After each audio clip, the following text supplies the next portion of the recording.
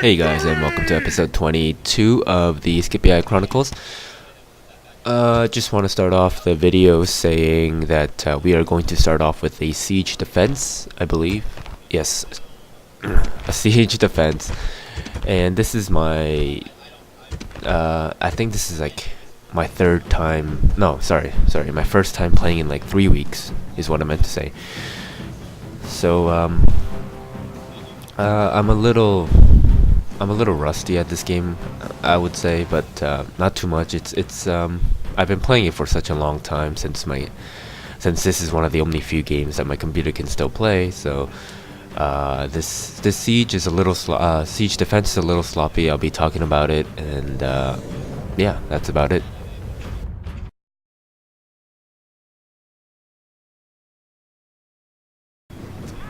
Anyways, as you can see, at the bottom panel, I have 6 units of Principes and 4 units of Equites, and 1 unit of Archers. Now, the problem with these Archers is that since this siege, or since this settlement does not have walls, it is very hard for my Archers to get any, like the angle that my Archers would have to fire at is very tough for them to hit anything. Plus, they're shooting against armored hoplites, which I'm sure many of you know how hard it is to take down armored hoplites with just a ranged unit. Now, I I can't speak very properly today. What I'm trying to say is that my gate was already broken before this siege started, so I knew that they were gonna charge the front, and they also had a few battering rams, which you saw there, and which my those little towers burned down.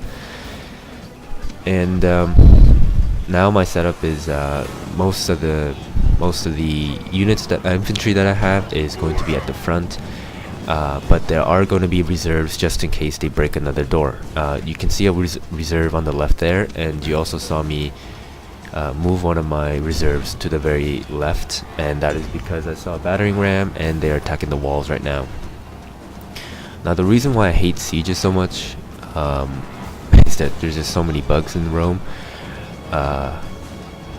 But anyways, continuing on with my defense strategy. Sorry, I'm a little sick, as some of you may be able to tell. I'm going to have my Equites run out here, and since I see a lot of them routing, there's more routing than there are units coming in, and I'm just going to take advantage of that with my horses and try and kill off as many of these routing units as I can. However, there are still a few coming through, and that's going to give a little bit of trouble as my horses won't be able to get through. And you can see that massive clump right there. If you're attacking, I would never suggest you doing that. I would suggest you taking the battering ram, using your numbers as an advantage, break as many points as possible, and just spread out your army, especially with phalanx formations. Anyways, you see there that that the enemy on the very left has broken through, and thankfully these are just regular hoplites.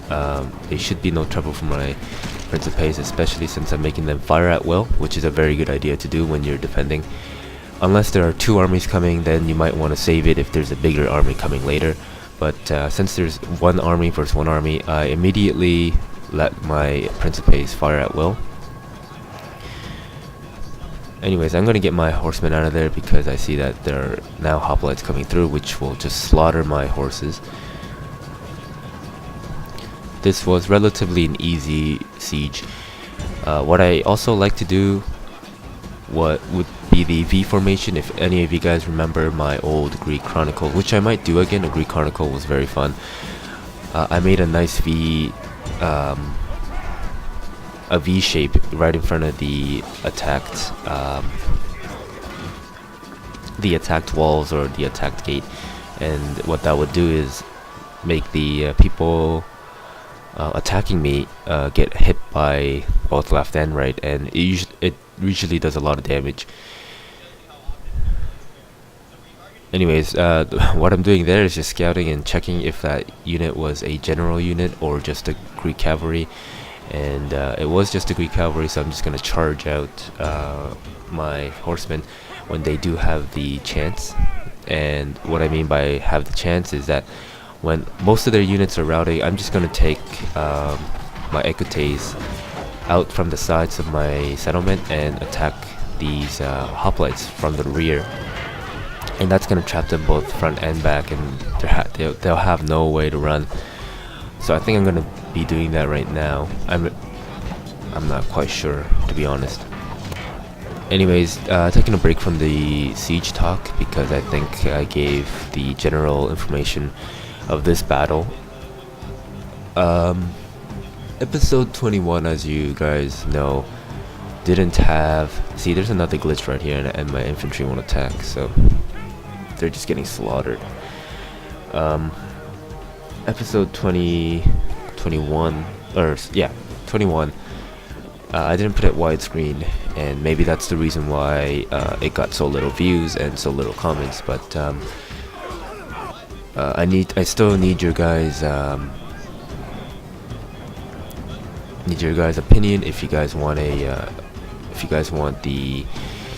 my other gaming channel as just me playing and no commentary, or if you guys prefer commentary. I personally don't care which, especially since I'll be playing games that I'm not very good at.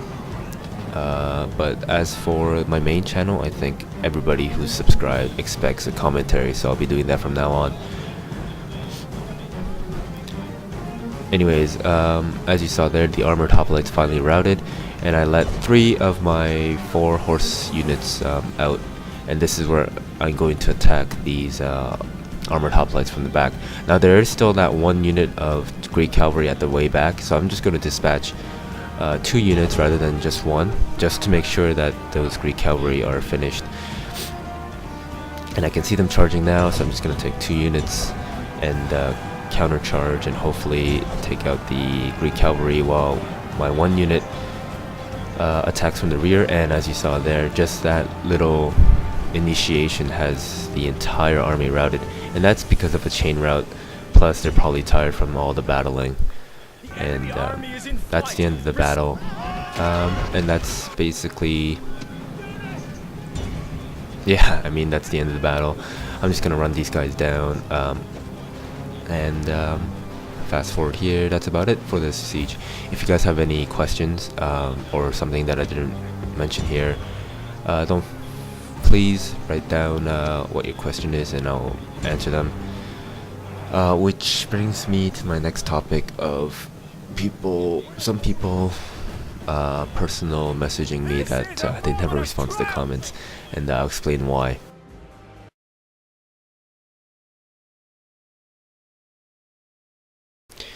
Okay, so a little background information. 2 years ago I had about 800 subscribers, and I did no commentary and just posted videos very often. And the problem with that is I would flush out. Keep in mind, these videos were only like 30 megabytes because the limit was 100 megabytes way back then. So that means the rendering took like 20 minutes. So maybe 5 videos took about 1 video today, because you know everybody wants high definition. So I would literally pump out just like 5 videos every week, and or even every 3 days, and I would just keep pumping out videos. And the reason why I could do so many videos is because I was still in university, and it was summer, and I had 4 months, and I was just basically staying at my parents' house, and I had most days I would just play games for about 2 hours and then do whatever I want for the next, I don't know, 12 hours that I was awake, right? So 2 hours of gameplay, even once a week, is about 12 videos, and making 12 videos took about maybe 3 hours at the most, and uploading them took even shorter, maybe an hour and a half. So I was able to flush out videos very quickly, and the reason why I'm telling you guys all this is that since there are 5 videos coming out every 3 days or every week, there would be a ton of comments coming in. I would say about I would get about anywhere from 15 to 30 a day, which doesn't seem like a lot, especially since those big YouTubers always say they have like thousands of comments every day. Well, the thing is, I'm a very lazy man when it comes to responding to stuff that I don't think is not necessarily a necessity. So I mean,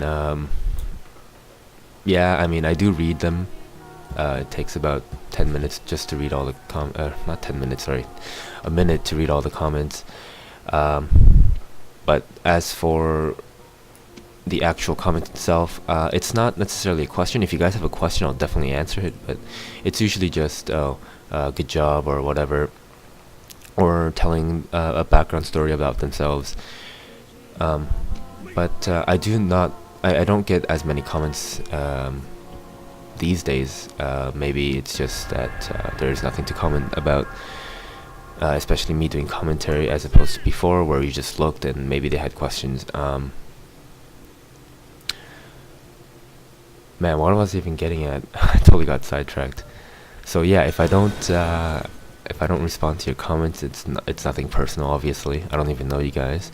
It's just that I don't feel like commenting back, especially nowadays, since I come home like 5 from working, and then I'm usually having dinner with a friend or my roommates, which takes about an hour or an hour and a half, and then have fun.